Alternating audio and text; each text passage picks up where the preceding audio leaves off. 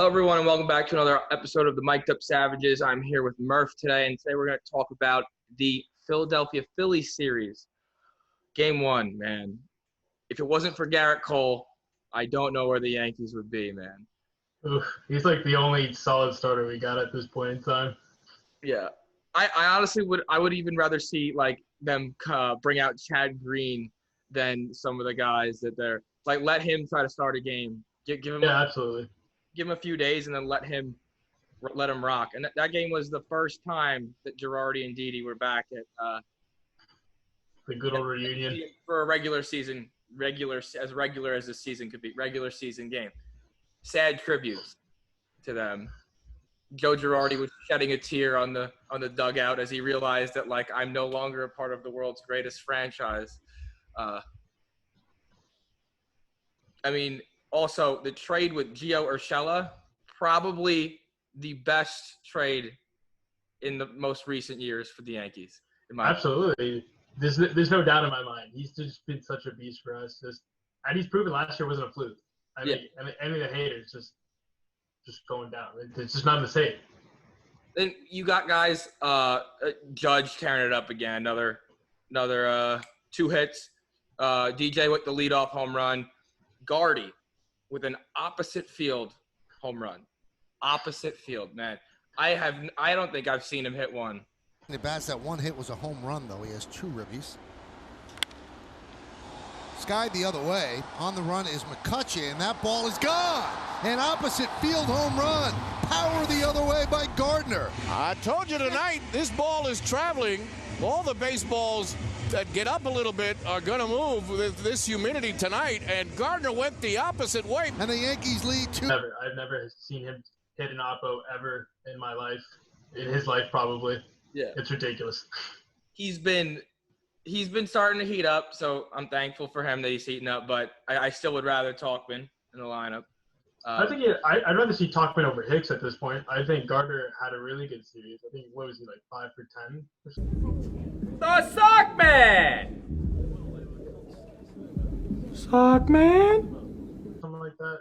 In that series alone, he did great for the first Phillies. Yeah. But Hicks, on the other hand, he's having some pretty ugly at-bats. I don't know. I don't like what I see from him at all. It's uncomfortable at bats. Yeah, he doesn't look like he's really dialed in at all. And again, this is a guy who came off with Tommy John, didn't really have a spring training. So this is kind of expected, but it's still, you're hoping he picks it up sooner rather than later, or else Talkman's going to find himself in the center field spot. Which again, I won't mind that.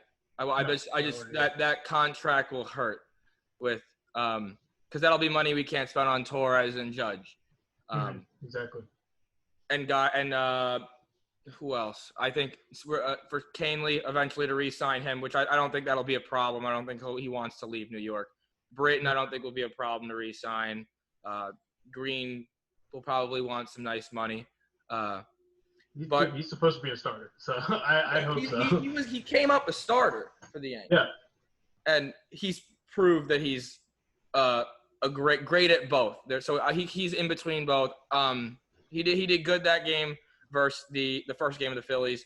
Still shoving. You can even tell he's got some extra stuff on the slider too. The slider's got some extra stuff. He's working on that third pitch curveball that looks pretty solid. So all in all, I like what I see out of him, and I wouldn't mind him getting some more openers.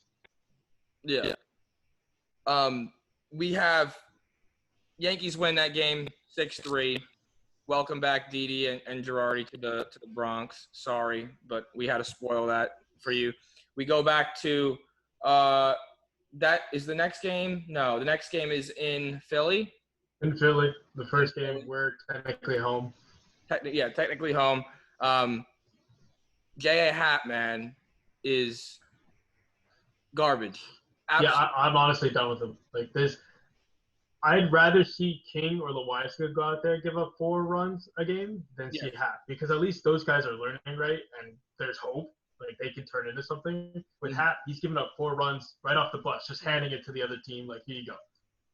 And it's an easy 4 runs. They're not a hard work. It's walks. It's home runs and it's doubles. It's not like it's single, sack fly, Like it's not like the teams don't need to try. Like and there's bad players putting up runs. Yeah. But the Yankees did try to come back. Judge 3-run homer, 3 hits for DJ, home run for Gardy. Nick Nelson, rookie struggles, second appearance, fine with that. Again, it is what it is. I think for the Yankees, I mean, they like pitchers will pitch better in tougher situations. So when you're already down, like it was at one point, I want to say like they were down 7-1, 7-2 when he came in probably. So I think a little less than that. A little less? It was like 5-something, 5-3, 5-2. It's still like almost you're not pitching it's not a high leverage where you have to like pitch to earn your spot. This is like kind of like mop up, get us out of the inning. So he's got to treat it differently. He did good the first time out, second time not so good. So I'm not too worried. He did get sent down though. So yeah, that sucks. But it is what it is. You know, we got guys coming back like Chapman. I think Sessa was supposed to come back up. So yeah, it sucks having to see him go down, especially because it was like if you really look about it, Sessa did good. Yeah, he did. Oh yeah. Yeah, one inning. He did really good. Yeah. But yeah, so like Nelson, it is what it is. When it rains, it pours for that guy. And it honestly wasn't that bad of an outing. If you really look, we didn't turn 2 behind him. Like I think he had like 7 outs, and we just gave him runs left and right. Just didn't have his best stuff, obviously, but it's nothing to be like this guy's terrible or whatever. Like, there's still hope for this guy. Yeah. Yeah, but Hap alone can. It's just. I think at this point, I'm done with him. Like, there's literally no point at this point. Another outing. It's just like I don't know if the team wants to play the field when he's out there. This is a guy with literally zero confidence. Like this is a guy who prided himself on his control, right? Throwing strikes, pounding the zone, and he walked 6 guys. He didn't punch out a guy, did he? I don't even think he punched out like anybody. two, a measly 2 as a starter. It's you can't give us a shot. You got to give us a shot. Like, this is a talented team with talented offense, right? But this isn't a team that you can afford to just hand the other team 4 or 5 runs every game, right? Mm-hmm. So you got to give us a shot. I'm done with Hap. But I know, knowing the Yankees, they're going to give him another outing or 2 just to really cement it. But I'd rather see, like I said, King Loaiska give up 4 runs than have Hap give up 4 runs at this point. 100%. Because it's getting unbearable. Just to watch it. And like it's not like he's got time to grow and fix. He's old. Like this. This isn't like a Paxton situation, right? Where you're trying to fix a guy. He's like Paxton's clearly got mechanical stuff he's working on, and when Paxton has a bad outing, you know he's still got ace level stuff in him. But like Hap having a bad outing, we've seen the ace level stuff. So, but when Hap has a bad outing, it's like he's 37, dude. Like the difference is like if Paxton has a bad year, someone's still gonna sign him. But if Hap has a bad year, no one's signing him. He's probably retired. He's done. He may get a roster spot with the Mets. Sorry. They seem to like those kind of guys. They love those old pitchers who used to be good. Yes, you can have Rick Porcello. You can have Michael Walker too if you don't mind. Yeah, listen, take it. Yankees did start to come back at the end of that game. I think if it's 7 innings. If it isn't 7 innings, because it's a doubleheader now, the 7-inning doubleheader rule, whatever, I do think the Yankees probably come back and win the game because their bullpen was shot by the time that game rolled around. Game 2 of that day, Yankees win that next game 3-1. They lose the first one 11-7, but let's talk about game 2. 3-1, Yankees over Phillies. Bullpen game. I mean, I don't mind it. Look good. Did good. But I don't like taxing the bullpen, like you're making them go. Like we need another starter here. Mm-hmm. Someone if you're gonna leave Hap in, just like for a starter, you gotta call up Clark and then kick someone out of the bullpen or something. Yeah, I personally think Clark should be called up this week. Whether that happens or not, it's led to be seen. Don't think it's gonna happen. Knowing the Yankees, they hesitate to bring up young arms, as you saw with Justin Sheffield, right? They took forever to try to bring him up, and then they ended up just trading him. I don't think they're trading Clark Schmidt by any means. I just think they're going to take their time and make sure he's ready before he comes up. Mm-hmm. Because he's going to be important this season. I truly believe that. I think the Yankees would rather stay in-house and have to go trade for an arm because it's going to be expensive this season because you're working with what you got on the 60. Mm-hmm. And what we got on the 60, we don't have necessarily a lot of, like, just trade-away pieces. So it's very risky. It's very risky Yeah. to make a trade because that one person could, who knows, on the way over, COVID, 2 weeks, you're exactly. done. Or gets hurt. Now you don't have. He's not like he's going to come back in a few weeks. He comes back, Mm-hmm. season's over. If you get him before the deadline, we have 2 weeks before the deadline. 2 weeks before deadline. I wouldn't panic. We have Clark. Yeah. He I know he's ready. He looked ready this during the exhibition games. I can't complain about the bullpen games. Besides the fact that I just think that they're taxing. I mean, they did amazing. 1 earned over 9 innings. Yeah. They had like the identical stat line to Nolan on the other side, who was pitching phenomenal for the Phillies. Mm-hmm. And just when you pass the torch to the pen, you see the Phillies got a weak pen, and the Yankees just capitalized. Nola looked like he got back to his old Cy Young self that day, of course, against the Yankees. He pitches up to his potential 12 Ks over 6 innings, 3 hits, 1 run. That's a nasty stat line. Yeah. Nick, I know you're out there watching this. Shout out, Nick. Nola is good. I repeat, Nola's good. Nola is good. He is good. Judge hit, Gleiber hit. Gleiber is struggling. Struggle City. He just needs to he's doing too much, I think, at the plate. Like he's trying to hit the ball very far. He just got to get back to being Gleyber. I'm not worried about him. Really. Yeah, I was listening to John Boy, and he said it perfectly. He's like, you see Gleyber in between the two monsters and Judge and Stan, and he's just seeing these guys hit massive home runs, and he's excited, so he's like a puppy dog trying to jump on the first pitch. And you can tell he's just jumping in the box. Like he's just trying to hit everything out. And he just needs to get back to doing him, just putting the ball in play, just building up to the home run stuff. It'll come. I'm not too worried. Not worried. Like he's a feared bat in the lineup, and everyone should fear Gleyber. That's not a Yankee fan bias. That's a league. The league knows that they should fear him. Just off of the stats, this is what he did against the Orioles last year. It's just he could do it against anyone too. Rookie of the Year candidate. He was. I think he got maybe an MVP vote last year. I mean, maybe I can't remember. But maybe. Yeah, he had phenomenal numbers. Yeah. 38 home runs for a second baseman. That's huge. Voit had 2 hits that game. Talkman, MVP of the game. MVP, drove in the last 2. He had the last 2 runs driven in, right? I want to say. Yep.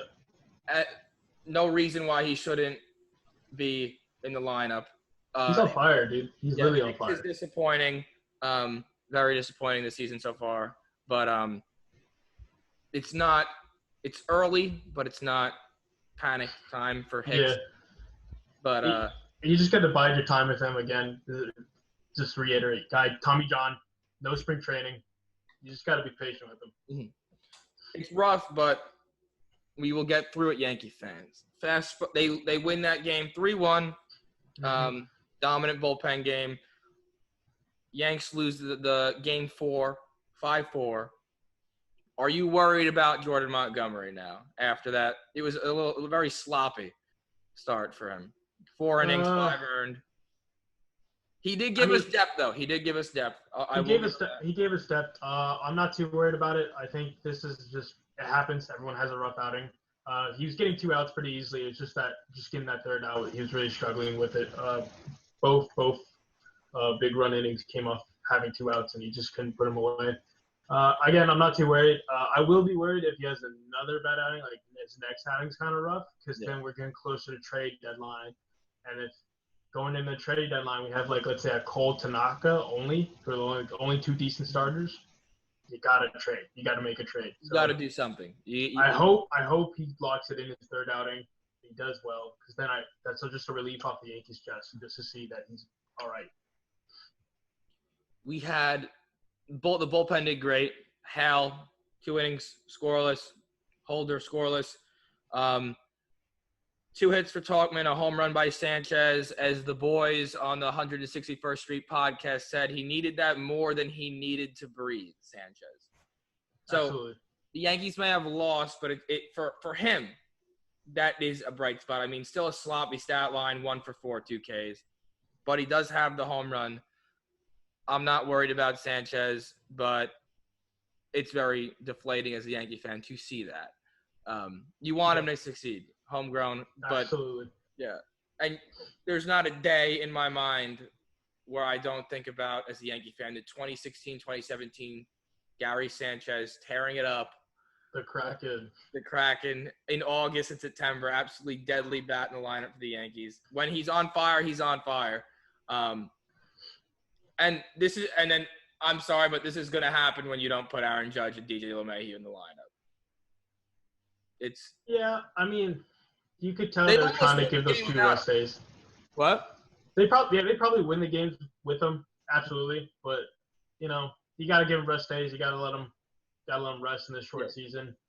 I'm not too mad at it.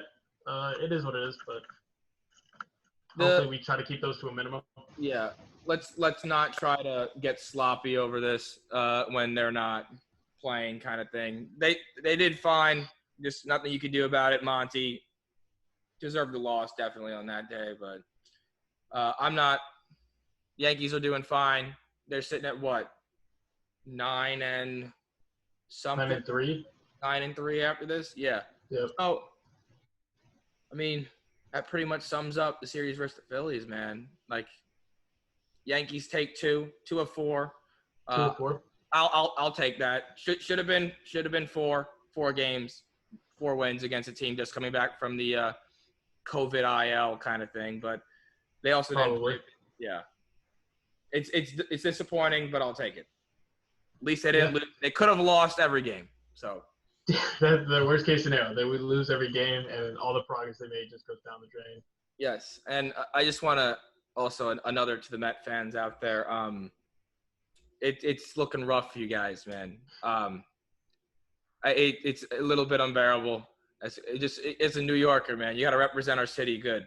I want a rivalry, man. Not a. And the Marlins are ahead of you right now in the standings too. The Marlins are looking too bad. The first place Marlins, man. They went 5-1. Oh my God. I thought I'd see the day. They come back from COVID red hot still. Like it's nice to see that. They got a lot of talent. I feel like all the last place teams are popping off. Like look, like the Giants are not looking too bad. The Detroit they're all Tigers, competing. They're within like a game or 2 of, and it's just like this season's gonna like I can't wait to see the playoff bracket because it's gonna be fun. Dude, it's gonna be interesting for sure. Yeah, I just need Tanaka and Cole back, not back, but to be dominating by then, which they will. Yeah. We just need that 3rd starter, and I think we'll be fine for the playoffs. That's about it for today. I'm going to let Luke Voigt take us out. If you like the video, leave a like. If you like us, subscribe, but you should subscribe anyway. Thank you for watching. Have a good one. Peace. It's just it's pretty cool. Not a lot of coaches I think would back it up and use that type of word, but I think we appreciate it, and we are a bunch of savages, and we got to keep going.